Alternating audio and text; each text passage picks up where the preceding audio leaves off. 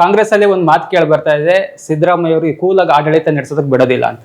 ಈ ಆರೋಪನ ಬಿಜೆಪಿ ಅವರು ಜೆಡಿಎಸ್ ಮಾತು ಹೇಳ್ತಾ ಇದ್ದಾರೆ. ಇಲ್ಲ, ಯಾಕೆ ಅಂತ ಹೇಳ್ತಿದ್ದೀರಿ? ಈ ಹಿಂದೆ ಸಮ್ಮಿಶ್ರ ಸರ್ಕಾರದಲ್ಲಿ ಇದ್ದಾಗ ಧರ್ಮಸ್ಥಳ ಕುತ್ಕೊಂಡು ಈ ಸರ್ಕಾರ ಬಹಳ ದಿನ ನಡೆಯಲ್ಲ, 6 ತಿಂಗಳು ಅಂತ ಹೇಳಿದ್ರು. ಈಗ ನಿಮ್ಮ ಕಾಂಗ್ರೆಸ್ನೊಳಗೆ ಒಂದು ಭಯ ಏನ್ ಬಂದಿದೆ ಅಂದ್ರೆ, ಕೇರಳಕ್ಕೆ ಹೋಗಿ ಕೂತಿದ್ದಾರೆ ಸಿದ್ದರಾಮಯ್ಯ ಅವರು, ವಿಶ್ರಾಂತಿ ತಗೊಂತಾ ಇದ್ದಾರೆ, ಅಲ್ಲೇನಾದ್ರೂ ಪಟ್ಟುಗಳನ್ನ ಹಾಕ್ತಾ ಇದಾರ ಅಂತ ರಾಜಕೀಯದ್ದು.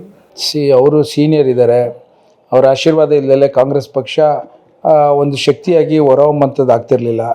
ಇವತ್ತಿನ ದಿನ ಅವರ ಆಶೀರ್ವಾದ ಇಲ್ಲದೆ ನಮ್ಮ ಸಾಹೇಬರು ಮುಖ್ಯಮಂತ್ರಿ ಆಗ್ತಿರ್ಲಿಲ್ಲ. ಸೊ ಹಾಗಾಗಿ ಇವತ್ತು ಅವರು ಮುಖ್ಯಮಂತ್ರಿ ಮಾಡಿದ್ದಾರೆ, ಅವ್ರಿಗೂ ಜವಾಬ್ದಾರಿ ಇದೆ. ಅವರು ಈ ಒಂದು ಮತ್ತೊಮ್ಮೆ 28ಕ್ಕೆ ಇಬ್ಬರು ಜೋಡಿಸಿ 2 ಕಣ್ಣುಗಳ ಥರ ಜೋಡಿ ಎತ್ತು ಥರ ಕಾಂಗ್ರೆಸ್ ಪಕ್ಷವನ್ನ ಅಧಿಕಾರಕ್ಕೆ ತರ್ತಾರೆ. 2028ಕ್ಕೆ ಕಾಂಗ್ರೆಸ್ ಮತ್ತೆ ಪುನಃ ಅಧಿಕಾರಕ್ಕೆ ಬಂದ್ರೆ 3 ವರ್ಷ ಸಿದ್ದರಾಮಯ್ಯ ಅವರು ಮುಖ್ಯಮಂತ್ರಿಗಳಾಗಿರ್ತಾರೆ, ಮತ್ತೆ 2 ವರ್ಷ DK ಅವರಿಗೆ ಕೊಡ್ತಾರೆ. ಈ ತರದ ಏನಾದ್ರು ಒಪ್ಪಂದ ಮಾಡ್ಕೊಂಡಿದ್ದಾರೆ? ನನಗೆ ಇದೆಲ್ಲ ಗೊತ್ತಿಲ್ಲಪ್ಪ, ನೀವು ಹೇಳಬೇಕು. ಇದೆಲ್ಲ ಮಾತಾಡೋಷ್ಟು ದೊಡ್ಡನೂ ಅಲ್ಲ. ಒಟ್ಟಿನಲ್ಲಿ 28ಕ್ಕೆ ಸರ್ಕಾರ ಬರುತ್ತೆ, ನಮ್ಮ DK ಶಿವಕುಮಾರ್ ಸಾಹೇಬರು ಮುಖ್ಯಮಂತ್ರಿಯಾಗಿ ಮುಂದುವರಿತಾರೆ. ಬೆಂಗಳೂರಿಗೆ ನಾನು ಬಂದಿರೋದೇ ರಾಜಕಾರಣ ಮಾಡೋದಿಕ್ಕೆ, ಯಾವ ಸಮಯದಲ್ಲಿ ಯಾವ ಪಾನ್ನ ಮೂವ್ ಮಾಡಬೇಕು ಅನ್ನೋದು ನನಗೆ ಗೊತ್ತಿದೆ ಅಂತ ನಿಮ್ DK ಶಿವಕುಮಾರ್ ಸದಾ ಕಾಲ ಹೇಳ್ತಾ ಇರ್ತಾರೆ. ಜಮೀರ್ ಅವರ ವಿಚಾರದಲ್ಲಿ ಉಪಚುನಾವಣೆ ಒಂದು ನಡೀತು, ಒಂದು ಆಡಿಯೋ ಬಿಡುಗಡೆ ಆಗೋಯ್ತು.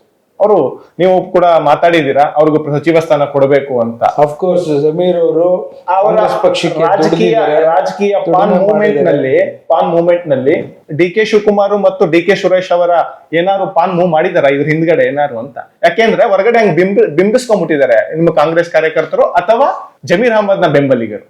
ಆ ರೀತಿಯಾದಂತ ನಮ್ಮ ಸಾಹೇಬ್ರಿಗೆ ಸಚಿವ ಸ್ಥಾನ ತಪ್ಪಿಸೋರು ಅಂತ ಕಾಂಗ್ರೆಸ್ ವಿರುದ್ಧನೇ ಪ್ರತಿಭಟನೆ ಹಂತಕ್ಕೆ ಹೋಗೋಯ್ತು. ಬೀದಿಯಲ್ಲಿ ಧರಣಿ ಮಾಡ್ತಾ ಇದ್ದಾರೆ, ಫ್ರೀಡಂ ಪಾರ್ಕ್ ಅಲ್ಲಿ ಧರಣಿ ಮಾಡ್ತಾ ಇದ್ದಾರೆ, ಫೇಸ್ಬುಕ್ ಲೈವ್ ಅಲ್ಲಿ ಬಂದು ಧರಣಿ ಮಾಡ್ತಾ ಇದ್ದಾರೆ, ಜಮೀರ್ ಅಹಮದ್ ಅವ್ರನ್ನ ಸಚಿವ ಸಂಪುಟಕ್ಕೆ ತಗೋಬೇಕು ಅಂತ. ಇಲ್ಲ, ನಮ್ಮ ಹೈಕಮಾಂಡರ್ ಅದೆಲ್ಲ ಇಷ್ಟಪಡಲ್ಲ. ಜಮೀರ್ ಅವ್ರನ್ನ ಮಂತ್ರಿಗಳು ಮಾಡಬೇಕು ಅಂತ ನಾನು ಸಹ ಒತ್ತಡ ಆಗ್ತಾ ಇದ್ದೀನಿ. ಒಂದು, 2ನೇದು ಅವರ ಅವಶ್ಯಕತೆ ಬಹಳಷ್ಟಿದೆ ನಮ್ಮ ಪಕ್ಷಕ್ಕೆ. 3ನೇದು, ಇವತ್ತಿನ ದಿನ ಅದೇನೋ ಆಡಿಯೋ ವಿಚಾರದಲ್ಲಿ ಫೇಕ್ ಇದೆ ಅಂತ ವೇಣುಗೋಪಾಲ್ ಸರ್ ಹೇಳಿದ್ದಾರೆ. ಸೊ ಹಾಗಾಗಿ ಆ ವಿಚಾರದಲ್ಲಿ ಹೈಕಮಾಂಡ್ ನಿರ್ಧಾರ ತೆಗೆದುಕೊಂಡಿದೆ. ಯಾಕೆ ಅಂತಂದ್ರೆ ನಿಮ್ ಸಾಹೇಬರು ಸದನದಲ್ಲಿ ಒಂದ್ಸತಿ ಹೇಳ್ತಾರೆ, ನನಗೆ ಗೊತ್ತು ಯಾರನ್ನ ಎಲ್ಲೆಲ್ಲಿ ಸೆಟ್ಲ್ಮೆಂಟ್ ಮಾಡಬೇಕು ಅಂತ. ಸೆಟ್ಲ್ಮೆಂಟ್ ಪದ ರಾಜಕಾರಣದಲ್ಲಿ DK ಶಿವಕುಮಾರ್ ಮೂಲಕನೇ ಮುನ್ನೆಲೆಗೆ ಬಂದಿದ್ದು.